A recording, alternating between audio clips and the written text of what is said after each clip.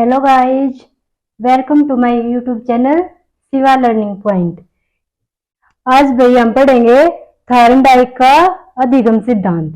ठीक है, थॉर्नडाइक का अधिगम सिद्धांत। तो भाई अधिगम अधिगम क्या होता है? अधिगम का मतलब होता है सीखना। ठीक है, जो हम सीखते हैं।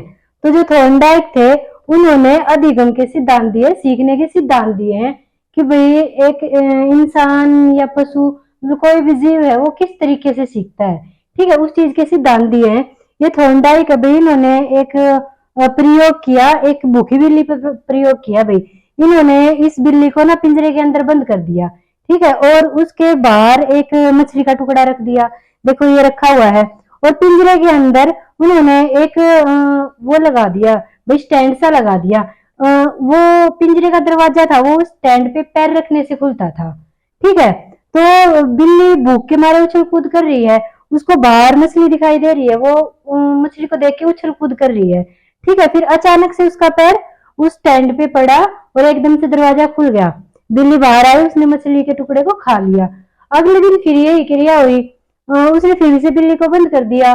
बिल्ली ने फिर उछल कूद की, फिर उसका पैर स्टैंड पे पड़ा, फिर से दरवाजा खुल गया, उसने फिर से मछली को खा लिया। ऐसे ही लगातार कई दिनों तक चलता रहा। उसके बाद क्या हुआ कि बिल्ली ने उछलना कूदना कम कर दिया, क्योंकि उसको अब पता चल गया कि हाँ भाई, जब वो स्टैंड पे पैर रखेगी तभी दरवाजा खुलेगा। ठीक है, अब वो एक ही बार भी स्टैंड पे पैर रखती और दरवाजा खुल जाता और वो अपनी मछली के टुकड़े को खा लेती। ठीक है, तो स्टार्टिंग में उसने लगभग 150-200 छलांग लगाने के बाद स्टैंड पे पैर रखा। फिर घटते घटते 50 पे आया, 30 पे आया, 20 पे आया। फिर एक टाइम ऐसा आया कि उसने पहले ही प्रयास में पिंजरे का दरवाजा खोल दिया।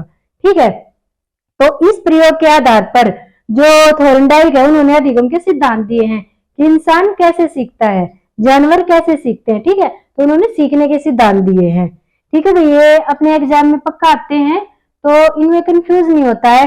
जैसे स्किनर के अधिगम सिद्धांत है, पावलोव के हैं, तो हर एक को अलग अलग पढ़ेंगे। ठीक है, और इनको समझेंगे। तो थॉर्नडाइक थॉर्नडाइक ने किस पे प्रयोग किया था? बिल्ली पे किया था। ठीक है, देखो जो ये मछली है, ये क्या है? ये उद्दीपक है। ठीक है, उद्दीपक है। और जो ये बिल्ली उछल कूद कर रही है, ये क्या है? अनुक्रिया। ठीक है, तो ये बिल्ली है, ये उद्दीपक को देख के अनुक्रिया कर रही है। ठीक है, उद्दीपक को देख के अनुक्रिया कर रही है, इसलिए इसको क्या बोलते हैं? उद्दीपक अनुक्रिया का सिद्धांत भी बोलते हैं। उद्दीपक अनुक्रिया का सिद्धांत भी बोलते हैं। अब ये बिल्ली बार बार प्रयत्न कर रही है ना, इसको स्टैंड को पे पैर रखने का, इसको पिंजरे को खोलने का प्रयत्न कर रही है, बार बार प्रयत्न कर रही है। और फिर जब ये इसमें सफल होगी, इसने लगातार अभ्यास किया कई दिनों तक, फिर ये एक बार में स्टैंड पे इसने पैर रखना स्टार्ट कर दिया। तो क्या हुआ? जो इसने गलतियां की थी, जो उछल कूद की थी, उनको ये भूल गई। ठीक है, उनको भूल गई, और जो इसने सही किया था, इसने उस चीज को याद रखा कि हाँ भाई, स्टैंड पे पैर रखने से दरवाजा खुलेगा और इसकी मछली का टुकड़ा मिलेगा। ठीक है, तो इसने प्रयत्न किया और फिर जो गलतियां हुई उनको भूल गई, इसलिए इसको प्रयत्न और भूल का सिद्धांत बोलते हैं। प्रयत्न और भूल का सिद्धांत बोलते हैं। इस बिल्ली में और इस मछली के टुकड़े में संबंध है। ठीक है, भूख का संबंध है, क्योंकि बिल्ली भूखी है, वो तभी तो मछली के टुकड़े के लिए उछल कूद कर रही है, तो इसलिए इसको संबंधवाद का सिद्धांत भी बोलते हैं। ठीक है भाई, ये सिद्धांत के नाम याद कर लेना, क्योंकि एग्जाम में इसे उद्दीपक अनुक्रिया का सिद्धांत भी बोलते हैं कि उद्दीपक अनुक्रिया का सिद्धांत किसने दिया, संबंधवाद का सिद्धांत किसने दिया, प्रयत्न भूल का सिद्धांत किसने दिया। ठीक है, तो भाई ये किसने दिए हैं? थॉर्नडाइक ने सिद्धांत तय किया, इसके नाम अलग अलग कर दिए हैं। अगर आप इस प्रयोग को समझ लोगे तो आपको ये सिद्धांत के नाम इजीली याद हो जाएंगे। ठीक है भाई, आइए अब हम चलते हैं सिद्धांत की ओर। तो इस सिद्धांत में इन्होंने क्या कहा कि सबसे पहले सीखने के लिए इंसान क्या करता है? लक्ष्यहीन क्रियाएं करता है। ठीक है, लक्ष्यहीन क्रियाएं कैसे करता है? जैसे बिल्ली ने उछल कूद की, उसका कोई लक्ष्य नहीं था, वो ऐसे ही उछल कूद कर रही है। ठीक है, तो वो लक्ष्यहीन क्रियाएं कर रही है वो। फिर उसको क्या हुआ कि प्रेरणा द्वारा प्रयत्न, फिर उसको बिल्ली की ये मछली का टुकड़ा दिखाई दिया, फिर उसको प्रेरणा मिली कि मैं और ज्यादा उछल कूद करूंगी। ठीक है, और ज्यादा उछल कूद करूंगी तो मुझे ये मछली का टुकड़ा मिल जाएगा। ठीक है, तो उसे प्रेरणा से उसके प्रयत्न में तेजी आई। ठीक है, प्रेरणा से उसके प्रयत्न में तेजी आई।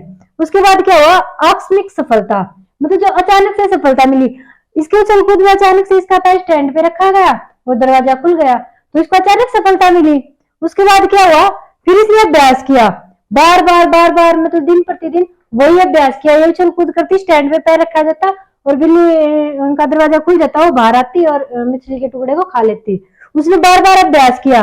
उसके बाद क्या, अभ्यास करने के बाद क्या हुआ कि सही प्रतिचारों का चुनाव, उसने जो सही प्रतिचार थे उनका चुनाव किया, जो सही प्रयास थे उनका चुनाव किया।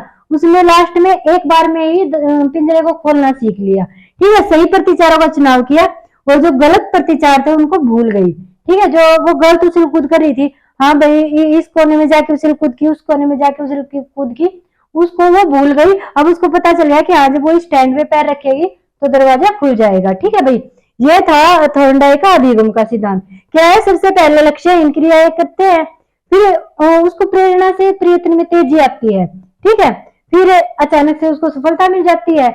उस सफलता मिलने के बाद उस चीज को बार बार रिपीट किया जाता है, अभ्यास किया जाता है। अभ्यास के बाद क्या होता है, जो सही प्रतिचार होते हैं, जो सही प्रयास होता है उसको तो याद रखा जाता है और जो गलत प्रयास होते हैं उनको भुला देते हैं। ठीक है भाई, उसके बाद क्या है, थॉर्नडाइक ने ये सिद्धांत दिए, मतलब नियम बताए हैं, अधिगम के नियम बताए हैं। ये क्या नियम, इसने दो तरह के नियम बताए, एक मुख्य नियम है, एक गौण नियम है। ठीक है, मुख्य नियम अच्छे से समझने हैं भाई, गौण नियम के सिर्फ नाम याद करने हैं। ठीक है, अब ऐसा नहीं है कि आप इनको भी रटने बैठ जाए, वैसे समझ लेना, इनको मैं समझा दूंगी। बाकी ज्यादा डिटेल में गौण नियम जानने की जरूरत नहीं है, क्योंकि एग्जामिनर सिर्फ इतना पूछेगा कि इनमें से कौन सा गौण नियम है थॉर्नडाइक का, कौन सा नहीं है, इस टाइप से आएगा। ये तत्परता के, ये सॉरी, जो मुख्य नियम है इनको समझने की जरूरत है। ठीक है, तो 3 मुख्य नियम दिए हैं भाई। मुख्य नियम कितने दिए, 3। गौण नियम कितने दिए हैं, 5। तो मुख्य नियम दिया है तत्परता का नियम। सबसे फर्स्ट हमारा क्या आता है, तत्परता का नियम। इंसान कब सीखता है, जो वो किसी चीज को सीखने के लिए तत्पर होता है। ठीक है, हम किसी चीज को तभी सीख पाएंगे जब उस चीज को तत्पर सीखने के लिए तत्पर होंगे। अगर हमें उस चीज में रुचि ही नहीं है तो हम उस चीज को नहीं सीख पाएंगे। ठीक है, अब देखो ये जो बिल्ली है उसको मछली में रुचि थी। ठीक है, तो तत्परता थी, उसको पाने की तत्परता थी, इसलिए उसने उछल कूद की। अगर इस मछली की जगह पे कुत्ता होता क्या, तो क्या बिल्ली इतनी उछल कूद करती बाहर आने के लिए, नहीं करती। तो उस पर तत्परता का नियम ही लागू नहीं होता। उसने मछली को पाने के लिए तत्परता दिखाई। ठीक है, इसलिए उसने उछल कूद की। तो सीखने के लिए सबसे पहले क्या होना चाहिए, तत्परता होनी चाहिए। जब तत्परता होती है, किसी चीज को सीखने की इच्छा होती है, मतलब दृढ़ इच्छा होती है, हम तभी चीज को सीख पाते हैं। ठीक है, तो सबसे पहला हमारा तत्परता का नियम। उसके बाद आता है अभ्यास का नियम। अभ्यास का नियम क्या, हम किसी चीज को कब सीख पाते हैं, जब हम एक चीज को बार बार करते हैं। ठीक है, अगर हमने एक चीज को एक बार कर लिया तो उसके बाद कुछ टाइम के बाद हम उस चीज को भूल जाएंगे। पर क्या है, अगर हम उस चीज को बार बार करेंगे तो वो चीज हमें बहुत अच्छे से याद हो जाएगी। ठीक है, हम उस चीज को बहुत अच्छे से सीख पाएंगे। जैसे बिल्ली ने बार बार अभ्यास करके पिंजरे को खोलना सीख लिया। ठीक है भाई, तो अभ्यास का नियम, सीखने के लिए अभ्यास करना जरूरी है। उसके बाद है प्रभाव का नियम। उसके बाद क्या है भाई, प्रभाव का नियम। जब हम कोई भी प्रयास करते हैं, जब उसमें सफलता मिलती है हमें, तभी तो हम पे प्रभाव पड़ता है, हम उस काम को दोबारा करने के लिए प्रेरित होते हैं। ठीक है, प्रभाव के नियम में जैसे कि स्टूडेंट पे अगर प्रभाव का नियम डालना है तो क्या करेंगे, हम उसको मतलब कि कोई भी किसी भी अचीवमेंट के लिए उसको पुरस्कार देंगे। ठीक है भाई, उसको शाबाशी देंगे, उसको पुरस्कार देंगे, तो उस पर इस चीज का प्रभाव पड़ेगा। वो काम को करने के लिए तत्पर रहेगा। ठीक है, बार बार उसके लिए अभ्यास करेगा। तो क्या है, प्रभाव होना जरूरी है। किसी भी चीज को सीखने के लिए उसका प्रभाव होना जरूरी है। ठीक है, जैसे बिल्ली ने जब सफलता प्राप्त की तभी तो उसने दोबारा प्रयास किया ना। अगर दरवाजा नहीं खुलता, उस स्टैंड पे पैर रख ही नहीं पाती, तो क्या फिर वो दोबारा मतलब कि बार बार प्रयास करती, वो थक कर बैठ जाती। ठीक है, उसे जब सफलता मिली तभी उस पर प्रभाव पड़ा और उसने दोबारा से फिर प्रयत्न किए। ठीक है भाई, तो ये तो इसके मुख्य नियम। फर्स्ट क्या है, तत्परता का नियम। किसी भी चीज को सीखने के लिए तत्परता होनी जरूरी है। उसके बाद है अभ्यास का नियम। अब बार बार अभ्यास करने से ही हम चीजों को सीखते हैं। उसके बाद है प्रभाव का नियम। जब एक चीज का प्रभाव पड़ता है हम तभी चीजों को सीख पाते हैं। ठीक है भाई, उसके बाद दिए हैं ये गौण नियम। गौण नियम कितने हैं भाई, 5 है। सबसे पहले बहुअनुक्रिया का नियम, उसके बाद है आंशिक क्रिया का नियम, फिर है समानता का नियम, फिर है साहचर्य परिवर्तन का नियम, फिर है मानसिक स्थिति का नियम। ठीक है, इनको याद कर लेना। ये है क्या, बहुअनुक्रिया का नियम। मतलब कि क्या है कि बहुत सारी क्रियाएं सीखने के लिए बहुत सारी क्रियाएं करनी पड़ती है। जैसे ऊपर दिया है लक्ष्यहीन क्रियाएं करनी पड़ती हैं, ऐसे बहुअनुक्रिया का नियम, मतलब बहुत सारी क्रियाएं करनी पड़ती है सीखने के लिए। उसके बाद है आंशिक क्रिया का नियम। मतलब आंशिक क्रिया इसमें क्या होगी कि एकदम से स्टैंड पे पैर रखा गया तो वो आंशिक क्रिया का नियम, आंशिक क्रिया भी होती है। फिर क्या होता है समानता का नियम। फिर बिल्ली ने समानता देखी इस चीज में कि हाँ भाई एकदम से मेरा पैर इस पे पड़ा है तभी ये दरवाजा खुला है, अगले दिन फिर मेरा पैर इस पे पड़ा फिर दरवाजा खुला, तीसरे दिन फिर मेरा पैर इस पे पड़ा फिर दरवाजा खुला। तो इसने समानता देखी इन चीजों में, ठीक है, उसने उस समानता से सीखा। फिर क्या है साहचर्य परिवर्तन का नियम। फिर उसने अपने व्यवहार में परिवर्तन किया, वो ज्यादा उछल कूद करने की बजाय आराम से स्टैंड पे पैर रखना स्टार्ट कर दिया उसने, ठीक है। तो उसका जो साहचर्य था वो परिवर्तित हो गया, ठीक है।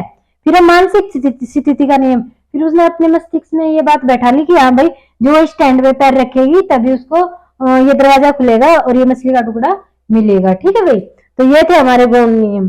तो थॉर्नडाइक का भाई याद हो गया, इतना ही था थॉर्नडाइक का अधिगम का सिद्धांत। बस आपको इस प्रयोग को समझना है, जब आप इस प्रयोग को समझ लोगे तो आपको ये नियम भी इजीली याद हो जाएंगे और इनके नाम भाई इस प्रयोग से इनके नाम निकल के आएंगे, ठीक है। बिल्ली ने बार बार प्रयत्न किया, फिर वो जो गलत प्रयत्न थे उनको भूल गई, तो ये प्रयत्न और भूल का सिद्धांत हो गया। मछली है ये उद्दीपक है और बिल्ली का कूदना है वो क्या है अनुक्रिया है, तो ये उद्दीपक अनुक्रिया का नियम हो गया, सिद्धांत हो गया। और इन दोनों में संबंध है तो ये संबंधवाद का सिद्धांत हो गया, ठीक है भाई। तो आज के लिए इतना ही, थॉर्नडाइक के सिद्धांत में इतना ही था। आई होप आपको वीडियो पसंद आई होगी। थैंक यू भाई।